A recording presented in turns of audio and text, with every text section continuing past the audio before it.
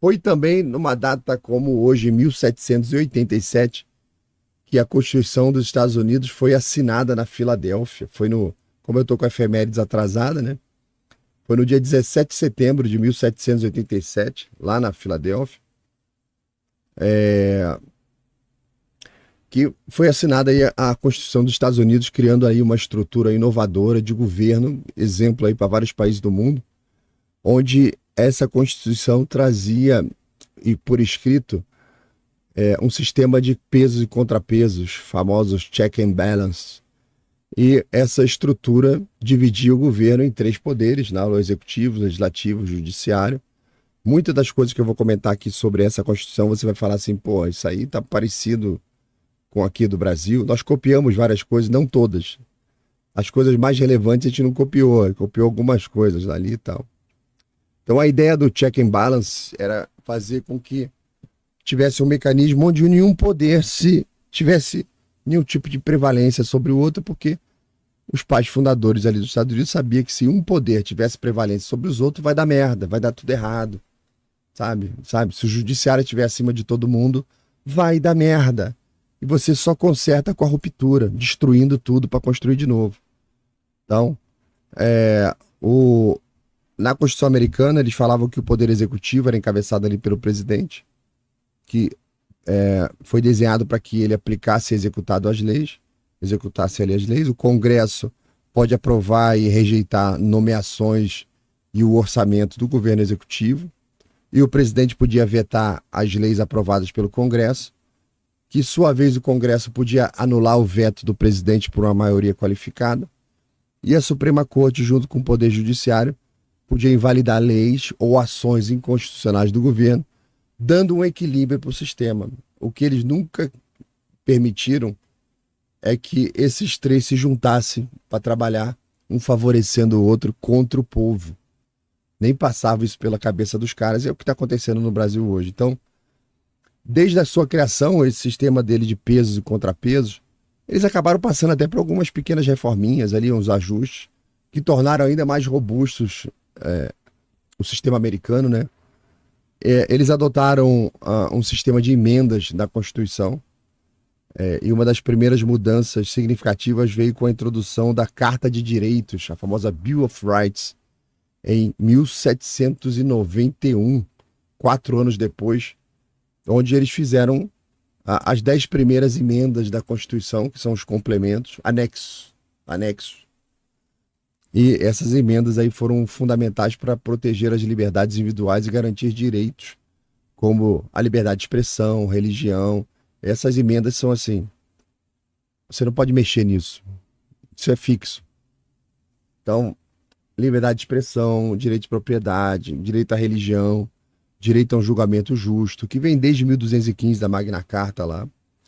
Então, ao longo dos anos, outras emendas foram também adicionadas, como a abolição da escravidão. Interessante que a abolição da escravidão deles é na 13ª emenda, e a abolição da escravidão no Brasil foi no 13 de maio, né? São os únicos dois momentos da história da humanidade que o número 13 deu sorte.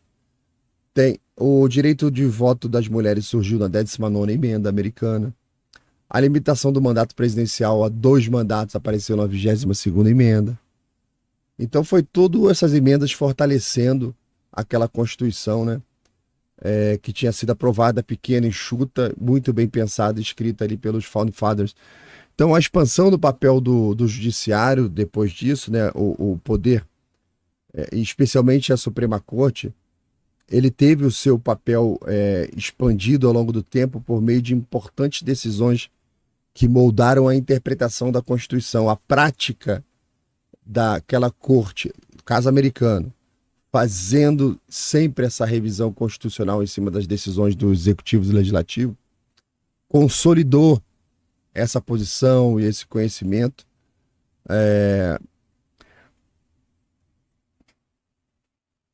Isso teve até, eu vou citar um caso que teve em 1803, que tem essa tradição, né, britânica, americana, de que os casos do passado, a tradição jurídica, reforça a decisão do momento, a decisão atual.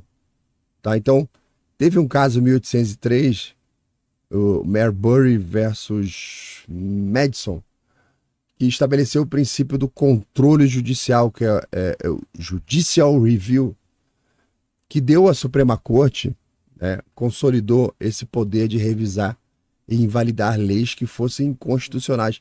A diferença é que o argumento da Suprema Corte americana é um argumento constitucional, mostrando o porquê que aquela lei é inconstitucional, com a própria tradição, a Constituição toda mostrando ali o que está errado. Diferente da nossa corte, que é a vontade do juiz,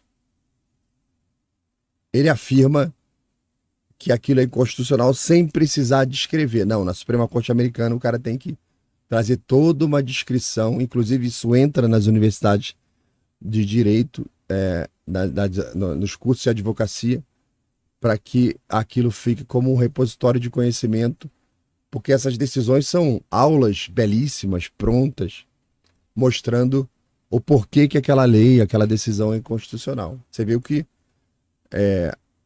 a Carminha dizendo que é inconstitucional parar o ônibus durante a eleição. Não tem nada a ver com ser constitucional ou não. A Suprema Corte americana não entra nessa ralé, esse baixo nível. Eles ficam nos conceitos mais altos. Ontem o Glauber Rocha foi preso lá no Rio, né, na UERJ. Aí a esposa dele, a Samia Gordin, né, toda lá gritando de que a prisão dele era inconstitucional. Eles falam inconstitucional para qualquer coisa. Ele tropeça na pedra na rua e fala: essa pedra é inconstitucional. Estava no caminho, eu sou um deputado. Você não pode interromper o meu caminho. Tire essa pedra inconstitucional do caminho. Ele usa a palavra para qualquer merda. Impressionante, cara. Então, esse caso consolidou lá nos Estados Unidos esse trabalho de atuação de check and balance da Suprema Corte americana. Ela, a partir desse caso, ficou ali de uma demonstração real, né, de como ele poderia servir como um contrapeso. O legislativo vai lá, faz uma lei de qualquer jeito, ele vai lá assim: não, calma. Isso contrapõe aqui, ó, a emenda tal, você não pode fazer, toma a lei de volta. Tá? Mas tem toda a argumentação, diferente daqui. Aqui virou uma macaquice completa.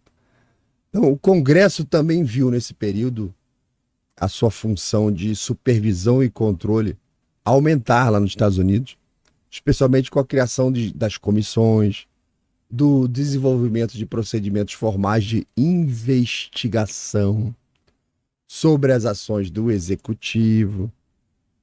Foi ali que surgiu o processo de impeachment, nesse momento. Teve 2 casos de impeachment nos Estados Unidos, um foi do Andrew Johnson e outro foi o Bill Clinton, né? 2 casos em que a coisa caminhou. Então, teve o caso do Richard Nixon, lá em 74, que diante da iminência do processo de impedimento, o cara renunciou. Né? Foi um exemplo claro de como o Congresso, seguindo a lei, pode limitar o executivo. Então, um outro aspecto importante é que isso tudo tornou o sistema americano mais robusto. Nós é que corrompemos a porra toda, mas o dele se tornou mais robusto. Então teve ampliação do direito de voto, teve ampliação da participação popular na escolha dos representantes. Com o tempo veio o voto feminino, veio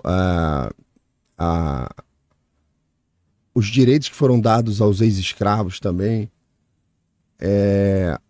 Aumentou tremendamente a participação popular em tudo que é ligado ao povo. Teve a permissão também para acontecer o que a gente vê hoje a nível de municipal e estadual, onde você tem recall de mandato, onde você tem voto distrital puro. Isso tudo vem a partir da Constituição americana. Então, foram várias mudanças que aconteceram ao mesmo tempo, ao longo do tempo, né, que fortaleceram a Carta Magna deles. É uma pena que a nossa classe política é bastante avacalhada e a gente não consegue ter orgulho das coisas que a gente faz na política, porque ao longo do tempo o efeito que a gente vê é o efeito deletério, né? A classe política se aproveitando e atuando contra o povo, como a gente viu, por exemplo, aconteceu agora com o Xandaré botando o cara dele na ABIN. Agora a ABIN, a função da ABIN, que era vigiar o inimigo exterior do Brasil, e esses grupos internos que são as famosas ímpias falanges, agora a função da BIM é vigiar o povo brasileiro. O inimigo do governo agora é o povo brasileiro. Então o tempo passou e a gente partiu para esse nível de vagabundice governativa, né? Que a gente está vendo por conta dessa classe política nojenta brasileira que está no poder agora. A gente vai se livrar dessa trupe, se Deus quiser, em breve. E aí, você que chegou agora aqui no final do vídeo, cara, obrigado por chegar aqui, importante isso. Curte, compartilha, se inscreve no canal, entra no clube de assinantes, faz o que você puder aí para ajudar o Palhaço a trazer mais notícia. Obrigado, tá? E bota no grupo da família, fala assim, olha o Palhaço.